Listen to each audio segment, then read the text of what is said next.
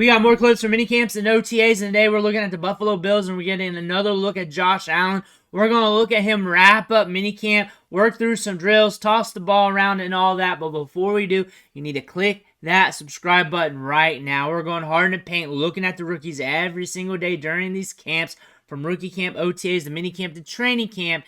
Everything in between, on top of your favorite players. Click that button. Stop missing out on what your favorite players are doing behind the scenes at camp here, especially when training camp starts hitting here in a few weeks. But here we are. We're looking at Josh Allen. Not only are we looking at Josh Allen today, but we're going to be watching pretty much all of his OTA clips that I could find. I probably got about 90% of them out there. We're going to watch those on top of his recent minicamp clips, which is like the first minute or so of the clips. So there we go, him tossing the ball around. You see Cook right there. Here's another one. That Kincaid at practice. Josh Allen's got another one he's flinging out there. There's Keon Coleman. That's a little one-hander. Even though it's a quick pitch, quick throw, a toss, whatever you want to call it, pitch and catch. Looking solid there. So you're getting a good look here at OTAs. It's probably the biggest look you'll see what Josh Allen's doing. Another one to Coleman. Another one there. From what I read, they slowed things down with Josh Allen in the last couple of practices to finish off minicamp. But he's been looking good. Offense has been looking good from what I see. One thing I wish I would have got more, I wish that would have been posted more throughout camp. I've said it before. I've said it a lot, actually. If you've been following the channel, you know. But I wish they really would cover Ray Davis more. I think he's going to be a huge get for this team. I think they should have covered him a lot more. I got a couple clips, but I don't have any recent. If you really want me to go over those again, I'll do another video, but I need multiple people to reach out on that. But I believe Ray Davis and Cook, I think those two backs are going to be a very good tandem. Those two running backs, they're going to mince well with each other. You got Cook catching the ball in the backfield. He's very electric in space. Ray Davis, jack of all trades running back. Can get it done between the tackles, but can also catch it out of the backfield as well. He's got some pop in his step. Very smart approach to the line of scrimmage. Can find the hole. Good vision. What I like about Ray Davis is he's a very gritty lunch pail running back that can really help this team out. This team was looking for a second running back all year last year. They brought in Leonard Fournette. Like I've been saying, Leonard Fournette was the indicator that this team wanted more running backs, wanted to add depth to this roster. They got Ray Davis in the draft. I think this is a great fit. We were waiting for what running back they were going to select in the draft. There he is right there. But we were waiting for that because we just knew that they needed another pounder between the tackles to keep Cooks going, to keep him rolling, because you just cannot give one young running back the full workload anymore or they're going to break down. You need a good tandem. They got Ray Davis, who's good between the tackles, who's good being the 1B back, 1A back, whatever it is. Whatever it is, he can carry a workload. He can be productive.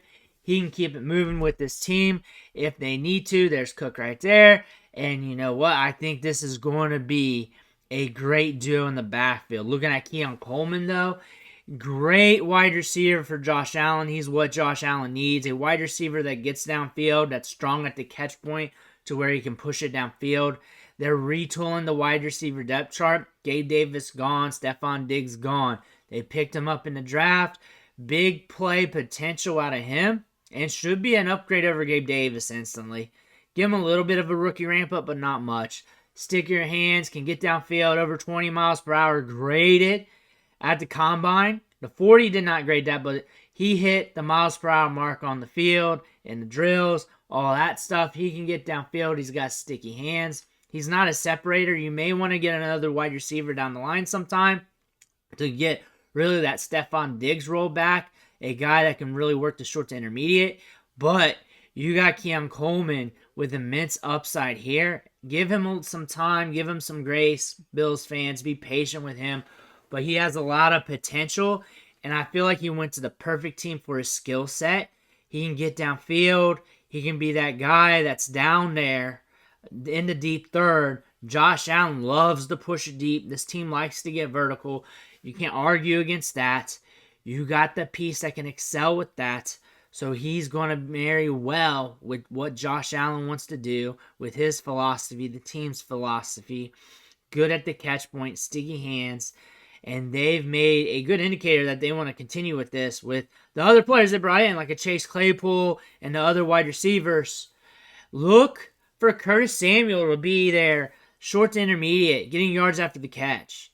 Look for him to use that speed. Look for him to add some depth to this team. Again, they're retooling the wide receiver depth chart, but that doesn't mean it's going to fall off the face of the earth either. And that doesn't mean Josh Allen's a bad quarterback. In fantasy football, you're going to catch Josh Allen at a little bit of a discount.